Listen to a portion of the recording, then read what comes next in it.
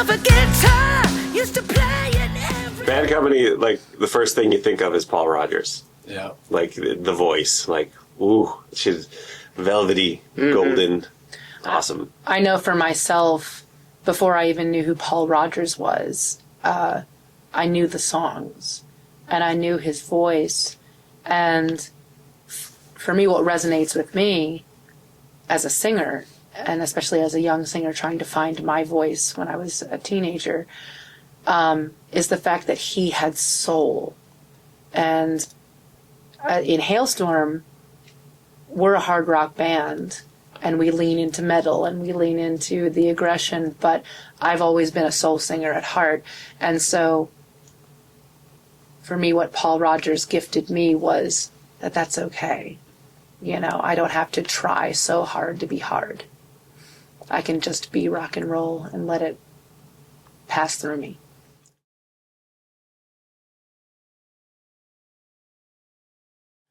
I think it's an incredible lyric idea. I love the idea of equating shooting star literally with a shooting rock star, star of a person that can burn really bright but also burn out really quick. Lyrically in the song, it's the birth of a star, and then at the end it's the untimely death of a star. So there's darkness in the song, but the song is triumphant and empowering, and it is a song of hope for all of the kiddos that like we see at the rock shows, you know, like the downtrodden, the weirdos, the freaks, you know, that don't fit in anywhere, and this song is kind of a sanctuary for them, and a lighthouse almost, like, hey, we got this, and I can continue because all the world will love me just as long as I am a shooting star. Yeah, beautiful story about Johnny. Oh, Johnny. I think when our friend Gary brought up the idea of doing something with, you know, Paul Rogers, his songs, you know, you start going through them, and that one jumped out like, man, I could imagine Lizzie singing the living shit out of that, you know, and she did. It's an absolute honor to sing because, and then if you're thinking about the present, and we're talking about Paul Rogers and everything that he has had to overcome in his life in order to come back, you know, shining on top and happy. For me, when I was singing this song, I had Paul in front of me, and I was singing to Paul. That's cool.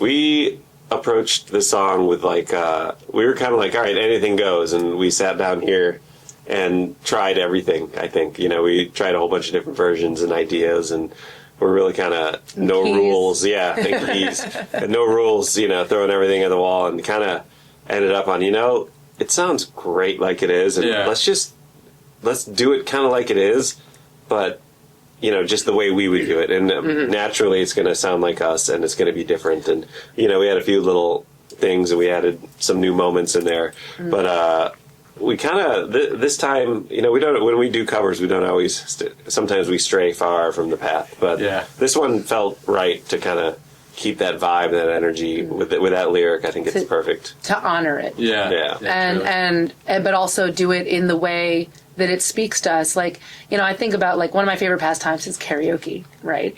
And what I love about singing the original versions is that it's not me covering it. I'm not trying to sound like Paul Rogers, because nobody can sound like Paul Rogers.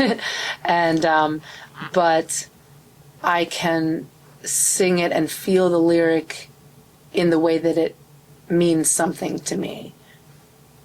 I mean, we've done a lot of covers in the past, and that is kind of a kickoff question. Like, how far do we stray from the original? And I guess there's no rules, but one way you could look at it is the fact that this song is kind of in the same realm of what we already do. So messing with it it almost seems like it's more of a tribute to the song if we kind of keep it close to the original. Whereas if we're going outside of our genre, like Lady Gaga or Brooks and Dunn, then I feel like there's a little bit more freedom to just kind of make it our own. But the important thing is that it's us playing it, so our DNA is going to be in the track, and it's going to sound like us, even if we hold true to the original. Yeah, and we didn't. And sometimes when we reach too far, it sounds too try hard. It sounds like we're trying to be something when we really should just be who we are.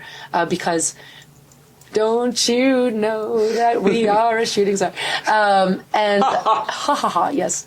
Where have I heard that before? RJ, I have a question for you. Did we bump the tempo? Do you remember? No, I think it's actually the original It's tempo. the original tempo? Yeah. Okay. But it feels faster at the end, even though it's not. Yeah. It's a sneaky. We'll take it on tempo. home. But we Yeah. did change section. the key. Yeah. We were really strict about what moments we can kind of mess with and what moments should really still be there, because you don't want to ruin the essence of the song.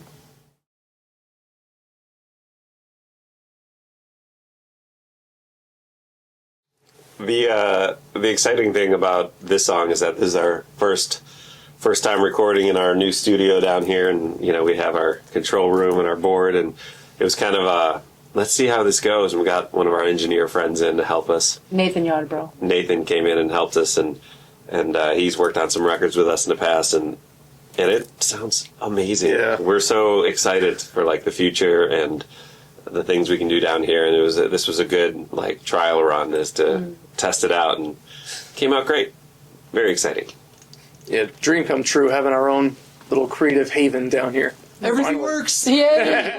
We plugged it in and the lights came on. Because there's always a risk, when you decide to believe in yourselves and believe in doing this beautiful project. We're in this wonderful time.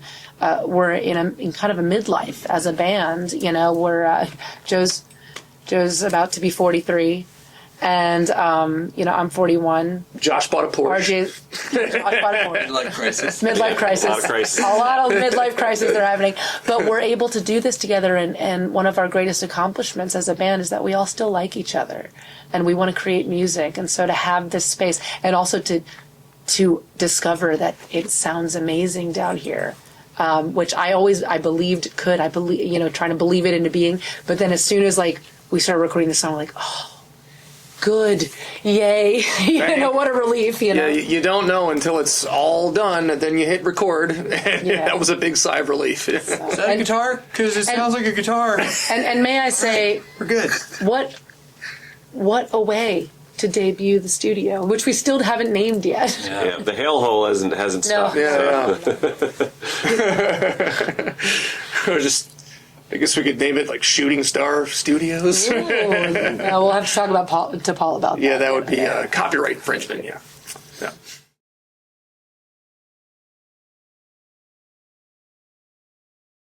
As far as Simon goes, I love his pocket. I love his style of playing, and learning this song, forced me to really dive into his playing and come out of it with a whole new appreciation for his style. I love that era of drummers that were inspired by the generation before them, which is jazz. So a lot of the drummers of the 70s, like that, the rock drummers, they were all came up listening to jazz music. So they just have this finesse, this style, and have sequentially inspired the generations after them, myself included. So Yeah. I'd love to ask about just that time, that era of where England, it just seemed like the circle of musicians and sort of everyone kind of taking in blues, American R&B music, and putting their own spin on it, and how they're all moving around and finding different bands, and then they find. I just want to hear some stories of that time, and they all loved Elvis, and kind of from that era. And before Bad Company, Simon was traveling around a bunch, playing jazz. But yeah, I just love to hear some stories from that time. It's just, it was a golden era. It's just magic. Tell us some good 70s, 60s, 70s touring stories. Yeah, tell us some stories about your What was it manager, Peter. Yeah, Peter. Yeah. Stories. Yeah, right. Give us a good one. I want to know how Paul has aged so gracefully over the years. Like, Yeah. that Just dude keeps getting more just handsome. keeps on getting more. What's your sexy. skincare regimen? He exfoliates. Twice a day? Interesting. Okay. Yeah, talk about Paul. If I could sit down with Paul Rogers, I think I would first say thank you. Thank you for fighting so hard for what you believed in. Thank you for telling your truth in your songs in a way that transcends all generations. And thank you for not giving up when it got dark, or, when addictions were happening and the drugs, and keeping your band together, keeping your eye on the prize, and not being afraid to face your own fear. Because as a singer, I look up to Paul, and I look up to a lot of the greats that came before me, and I think about how much different my path would be, or what different path I would have taken if their story had been, oh, it got too hard and I gave up. So thank you for not giving up, and thank you for still being here and fighting for all the right reasons. We love you, Paul.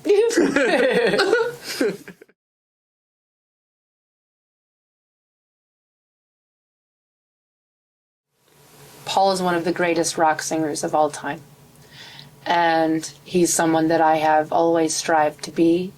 His ease, he's not afraid of the whiskey dust in his voice, and all of the grit, and has shown me inadvertently, as I've been listening to his songs and growing up, singing some of these songs, shown me that that's okay to do, and that even as a woman, to not be afraid of that aggression and that sadness and the human element in the voice, which is imperfect.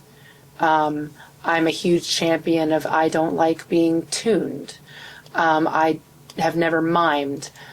We don't play to a click track on stage. We don't have tracks. We're all actually plugging in and playing like a real band, and I'm singing every night my heart out. And Paul's influence, I was trying to the best of my ability, embody all of that magic that he is while recording this song. So thank you, Paul, for everything you are.